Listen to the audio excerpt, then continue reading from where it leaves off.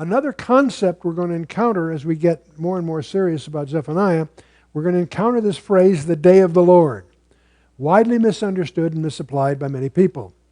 The day of the Lord, that term occurs 7 times in this book, but it's also alluded to 19 times by other phrases too. One of the things that we learn by studying the day of the Lord in Isaiah, Ezekiel, Joel, Zephaniah, and Zechariah is judgment will begin where? At God's people, with God's people, Israel, and specifically the house of the Lord. And also from Isaiah and Ezekiel and Joel, we learn that it would begin with a battle cry as the Lord summons his enemies to prepare for battle. In other words, he's going to use the enemies of Israel to accomplish his judgment on Israel. Interesting concept here. And the various passages described as a day of darkness, a day of fire, a day of cataclysmic events, when the earth would tremble. In Ezekiel, Zephaniah, Malachi, Isaiah, and Joel, all make these allusions. Joel is very articulate on this. It's one of the primary references on this whole issue.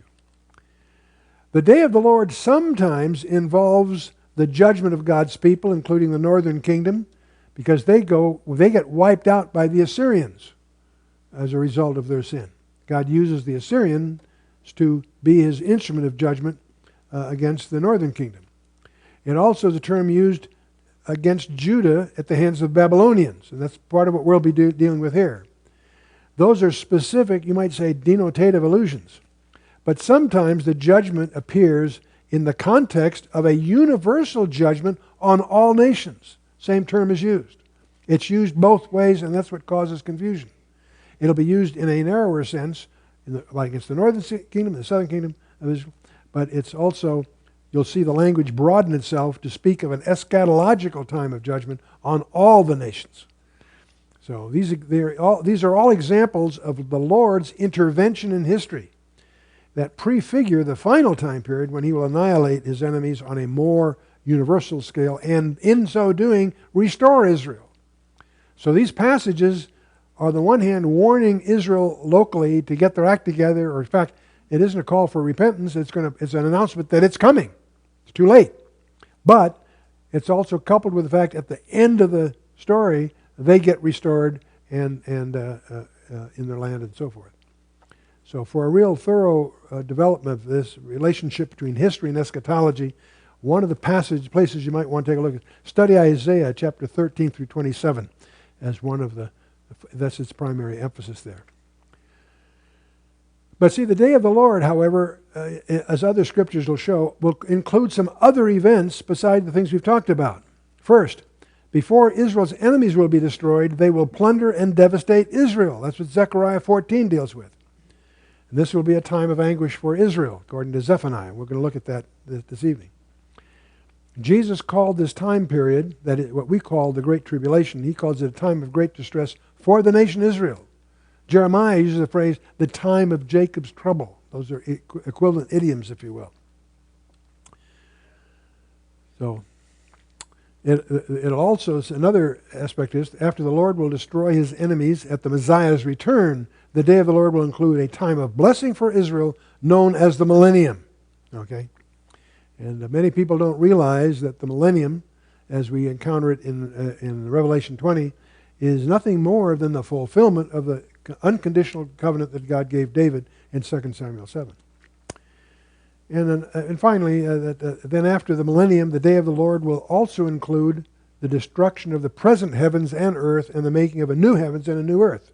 See, that whole thing is embraced eschatologically from the tribulation all the way through, not just the end of the tribulation, all the way through the end of the millennium where there's a new heaven, new earth, and so on. That term, it's the day of the Lord. In other words, it's the day that the Lord's in charge. Okay, we live in a day where he's standing back, but he's beginning to position himself for the end, we believe. So, see, the day of the Lord will be a lengthy time period, including both judgment and blessing, both.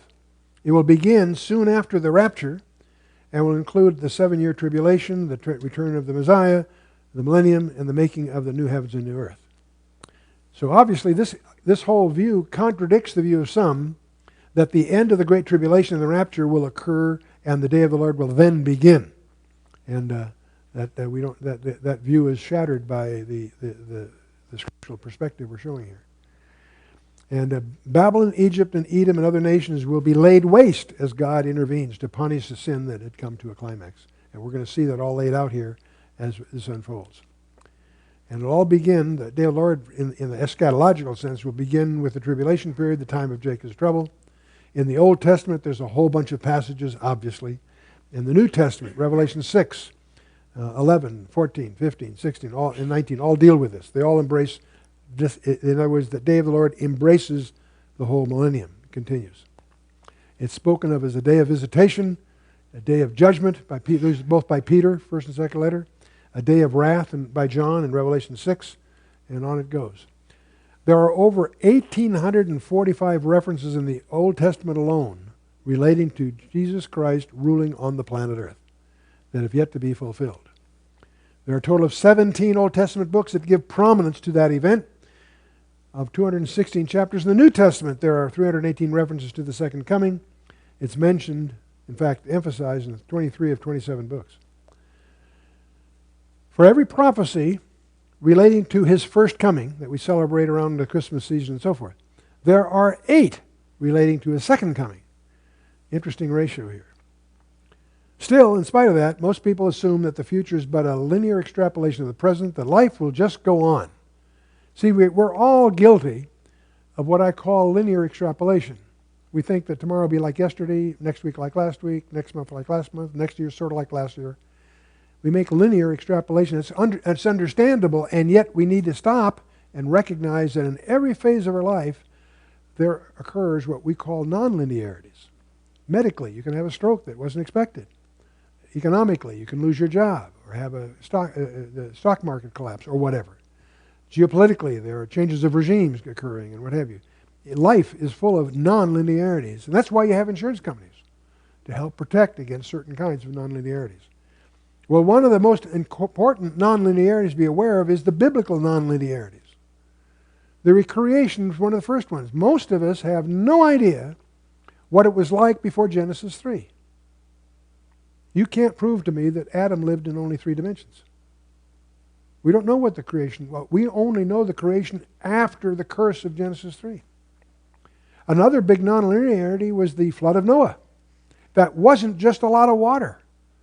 The entire ecology of the planet Earth was changed, and in many ways. So that's been very much studied by scientists. But the other nonlinearity that's forthcoming, of course, is the rapture. That's probably the biggest one that the Earth has ever seen. It's coming. But there's also judgments of different kinds, and I would call those certainly nonlinearities.